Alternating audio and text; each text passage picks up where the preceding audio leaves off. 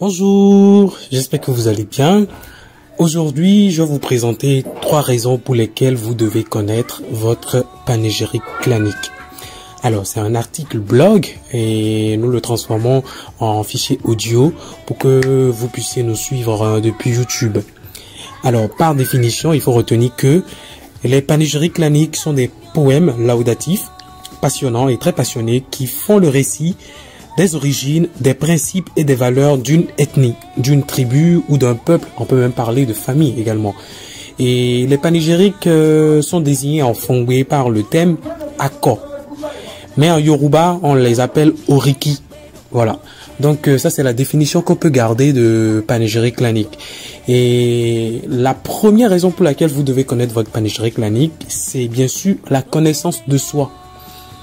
Il faut retenir que les panégyriques claniques sont les premières sources de la connaissance de soi. En réalité, vous ne pouvez pas désirer vous connaître effectivement et ignorer l'environnement et la culture dans lesquels vous êtes venu au monde et qui ont influencé nécessairement votre développement en tout point de vue. Dans ce sens, les panégyriques claniques véhiculent assez d'informations pouvant mieux justifier certains de nos comportements du quotidien. Alors, ils constituent également des dépôts de notre identité culturelle et de nombreux préjugés que nous avons de la vie. Quand vous écoutez par exemple attentivement votre panégyrique clanique et que vous cherchez à comprendre le fond, vous vous surprenez à découvrir que certains comportements, voire certains critères physiques, beauté, etc. et certains critères qui sont liés à la richesse ou à la bravoure, le courage du clan, correspondent à plusieurs personnes bénéficiaires du dit panégyrique. Alors ça, c'est la première raison pour laquelle vous devez connaître votre panégyrique clanique qu'on a intitulé la connaissance de soi. En résumé, on gâte que premièrement, les panégyriques claniques vous permettent de remonter à vos origines, de savoir les traits de votre ethnie, de savoir les grandes qualités de votre ethnie, mais aussi les grands défauts de votre ethnie. Voilà. Et la deuxième raison pour laquelle vous devez connaître votre panégyrique clanique, on va parler de la connaissance de son histoire n'est pas une idolâtrie ou un syncrétisme. C'est-à-dire connaître votre panégyrique clanique, ce n'est pas une idolâtrie, du fétichisme ou du syncrétisme. Et pour développer cette partie, nous allons dire que certaines personnes, notamment des chrétiens, qui prennent pour l'idolâtrie le fait de s'intéresser à son histoire culturelle et le cas échéant à son panégyrique clanique. Bien sûr, ils ont tort. Et ces gens qui prennent les panégyriques claniques comme un sujet d'idolâtrie ou bien de syncrétisme. Et je ne vais pas vous surprendre, même Jésus-Christ, le Fils de Dieu, a un panégyrique clanique. Il a des louanges, il a des litanies pour le louer. Et on parle par exemple de lion de la tribu de Juda et enfant. On dit Kinikini Wedo Judaton, etc. Donc, il a aussi un panégyrique clanique. Et même en tant que fils de Dieu ou sauveur des hommes, il n'est pas en dehors d'une culture. Jésus est né dans une culture et il avait une généalogie bien définie. Il honorait les pratiques de sa culture, comme la présentation au temple par ses parents, participation à la fête de Pâques. Et tout ce qui le distinguait est la perfection qu'il était venu apporter aux lois qui régissaient déjà sa culture sans les changer. Donc Jésus n'a pas changé sa culture. Il a grandi dans cette culture-là, mais est venu montrer la bonté de Dieu, la face de Dieu.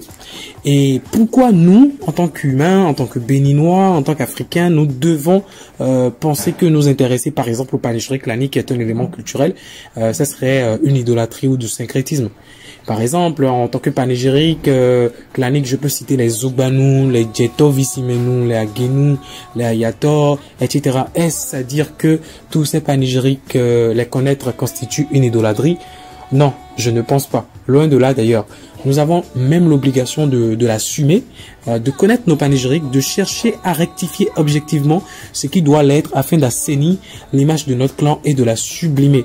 Et de sublimer notre ethnie, c'est-à-dire par exemple les défauts qu'on constate dans les panégyriques claniques, que nous puissions les corriger et juste faire voir les qualités. C'est donc une mission pour tout chrétien et pour tout fidèle de religion à rendre meilleur leur ethnie, avec des principes à partir des enseignements objectifs et vitaux de ces religions-là. Alors, la troisième raison pour laquelle nous devons connaître notre panégyrique clanique, c'est que c'est un art oratoire hypnotique. Si vous ne le savez pas, les panégyriques claniques revêtent une certaine puissance, tellement puissance sur chacun de leurs bénéficiaires.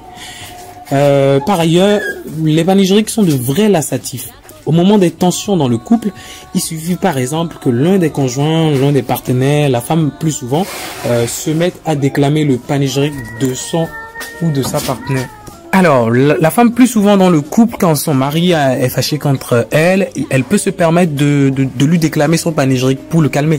Et aussitôt qu'elle déclame ce panégyrique-là, l'homme se calme et ça lui apaise le cœur et revient à de bons sentiments. Donc, les panégyriques ont un grand effet d'hypnotisme que même nos mères nous les chantent quelquefois qu'elles veulent nous demander un service. En entendant leur belle mélodie en pareil, ne plus pouvoir rien refuser à qui que ce soit.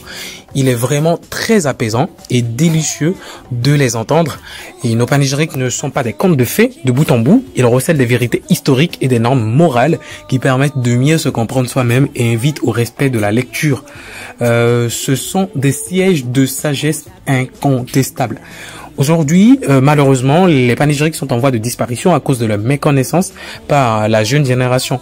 Mais pour les sauvegarder et les vulgariser, Ayam Yorklounan mène des recherches dans les contrées pour les récolter, les retranscrire et les promouvoir sur Internet. Vous pouvez d'ailleurs écouter des panégyriques sur notre chaîne YouTube et nous vous demandons de vous abonner, d'aimer cette vidéo et de commenter en vous donnant vos avis. Qu'est-ce que vous fait un panégyrique clanique quand on vous le raconte? Quand on vous chante votre panégyrique clanique, comment vous vous sentez? Quel effet cela a sur vous? C'est à vous de nous le dire en commentaire de cette vidéo. Merci, au revoir pour la prochaine vidéo.